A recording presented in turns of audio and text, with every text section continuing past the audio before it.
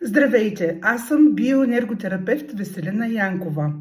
Следващата болест, която е сериозно енергийна и лекарите я наричат психосоматична, е страховата невроза и появяването на паникатаки. Ще опиша симптоматиката на паникатаките. Изведнъж от нищото ти притъмнява пред очите, омеква ти краката, получаваш силно сърцебиение, цялата ти нервна система настръхва, започваш да дишаш накъсано и да не ти стига въздух, в стомаха ти се образува енергийна топка и така нататък, и така нататък. Може човек да има някои от тези симптоми, може всичките, може и някои други, които не съм изброила. В емоционален план и тяло чувстваш страх, безнадежност, отчаяние, притискане и тежест и някакво очакване на катаклизъм в личния си живот и личен план.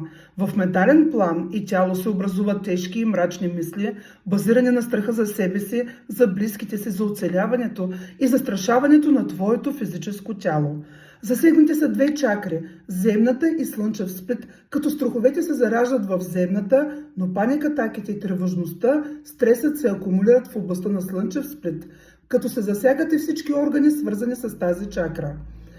Отключваме проблеми и дисбаланси в черен дроб, жлъчка, дълак, бъбреци, всичките са частачи на стреса и токсините, и когато стресовата и негативна енергия в човека им дойде в повече и те не могат да абсорбират, заболяват, появяват се възпаления, активират се болестите на съответните органи в физическото тяло. Продължавам темата и със следващата публикация как да се справим с стреса и страховата невроза и паник атаките. До нови срещи, аз съм биоенерготерапевт Веселина Янкова.